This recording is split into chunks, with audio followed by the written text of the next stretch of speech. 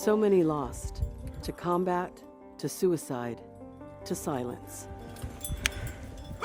And those who return find themselves facing a change. I joined at 18. I created my own family, and it was good. A new mission, life after military service. It was way harder. It was way harder than I expected. Many find themselves in an unknown world that doesn't understand At that point that the drug was using me, I couldn't stop. and hasn't been where they have. And so you're trained to go to war, but you're not trained to deal with what war provides to you. But many have found a way out, a way forward. But what I want them to know that it's that life is worth every second. And a way to help others as they navigate this new mission. We just want people to feel like they're not alone. Alaska is the state with the highest number of veterans per capita, with almost 70,000 military veterans. Verdi Bowen, Director of Veterans Affairs with the state of Alaska, estimates that a third of Alaskans are either veterans themselves or have veterans in their families, including us. My father, Colonel James Polsha, was stationed in Alaska in the late 90s and early 2000s. And my dad was a Master Sergeant in the Air Force stationed out at Elmendorf. Now, one of the things that we have learned while preparing for this program is when service members leave the military, they still have a desire to serve. You're going to meet a number of veterans in the next hour. We're going to talk about some of the issues they face and some resources available to help. Because when you leave military service, it's not as simple as changing your job. Almost every aspect of your life will change, from what you wear to work to who you hang out with. And for many veterans, they want to spend time with people who understand where they have been. For many veterans like Frankie Navarro, transitioning out of the military was not just about changing jobs. It's a different world. In my transition, it was very present. It was something that that actually affected my personal life, my marriage, which that's a different story. But everything in my life was very much affected by losing all that team and that camaraderie that we encounter, that we live in the Army.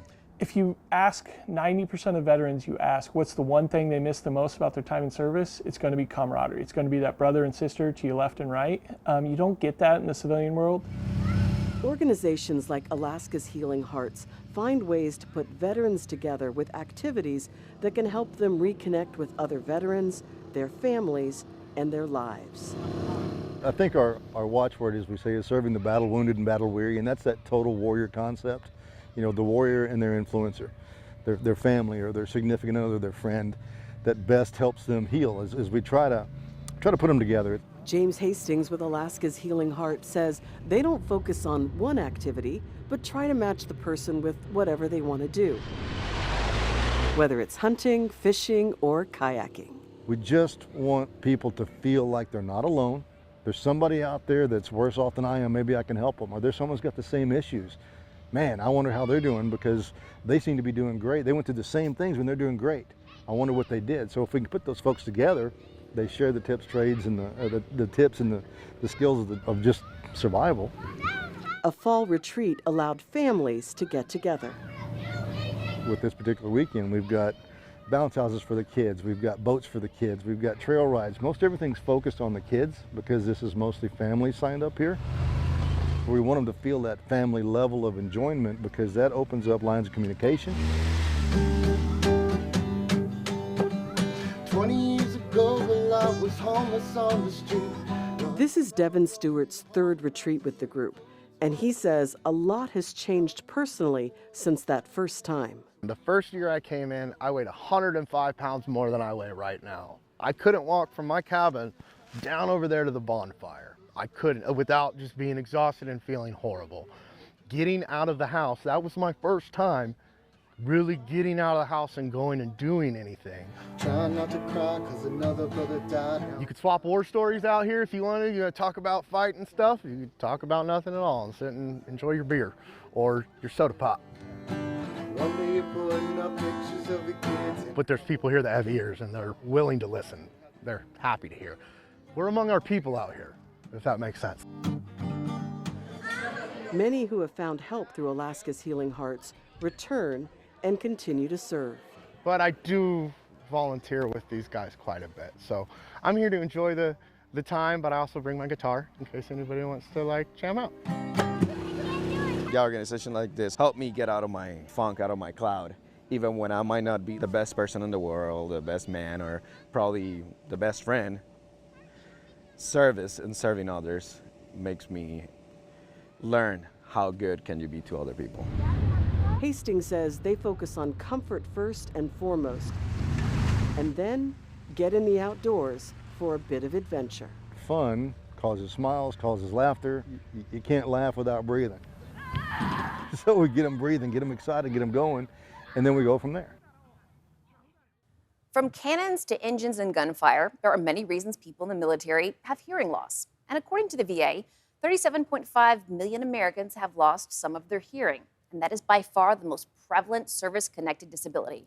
And as of 2020, more than 1.3 million veterans are receiving disability compensation for hearing loss, and more than 2.3 million received compensation for tinnitus. That's according to the Veterans Benefits Administration compensation report. And we recently met with an audiologist who walked us through the hearing test so that we can see how quickly hearing can be lost.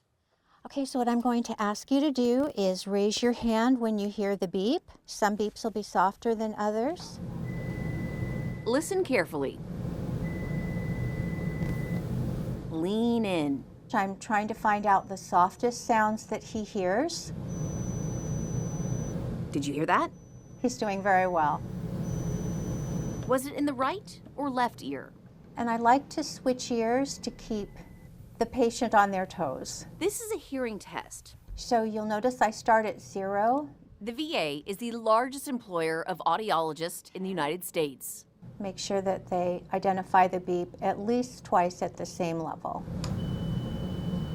According to the VA, 1.3 million veterans received disability compensation for hearing loss in 2020. Hearing loss is very prevalent because of the noise exposure that our veterans and military people are exposed to.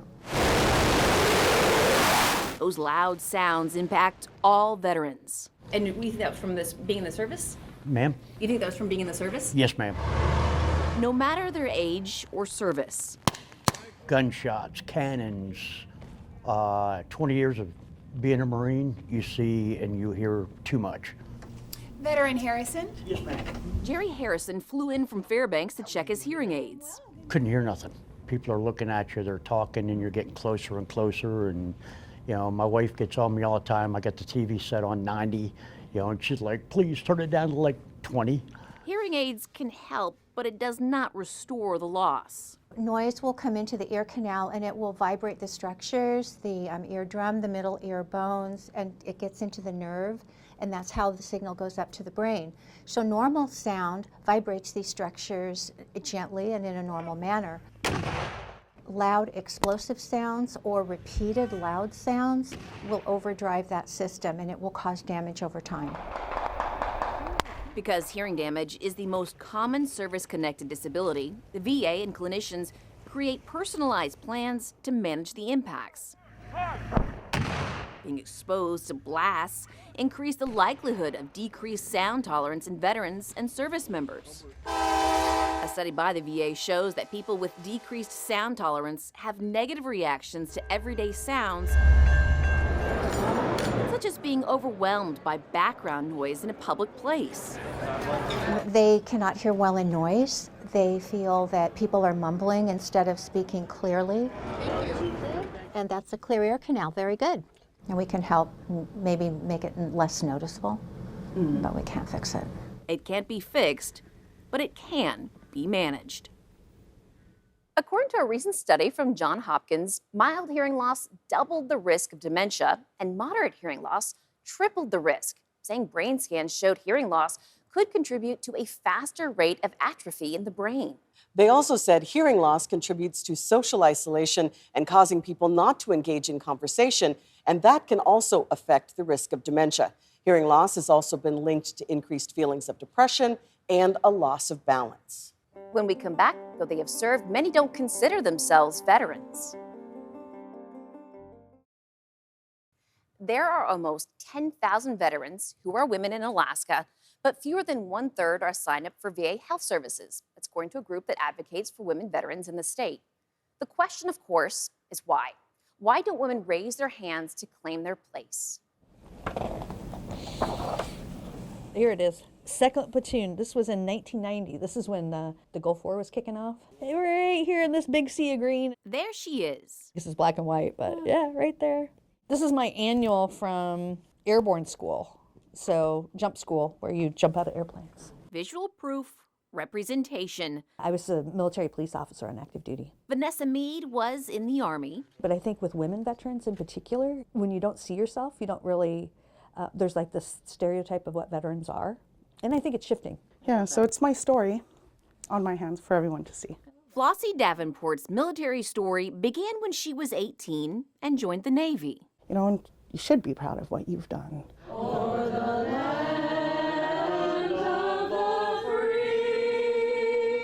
There are more than 1.7 million women who are veterans in the United States. So we have over 10,000 women veterans in Alaska, and women veteran population is actually the fastest growing population of veterans in the whole country, and in Alaska in particular.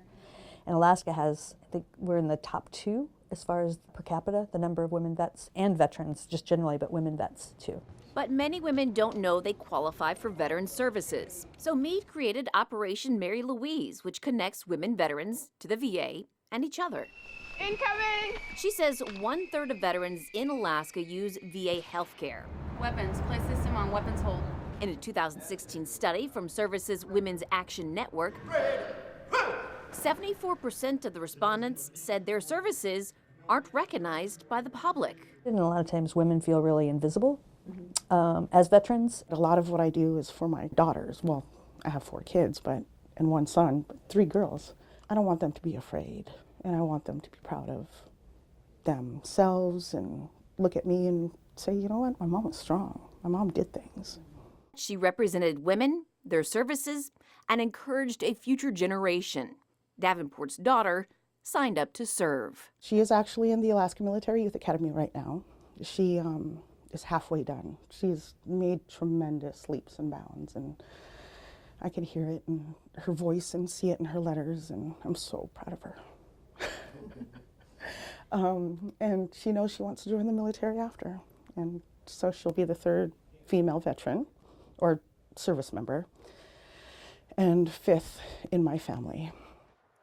When we come back, we tackle the tough conversation about veteran suicide.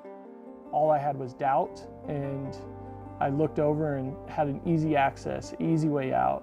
I was so miserable living that way. I didn't know that there were resources out there, so I chose suicide.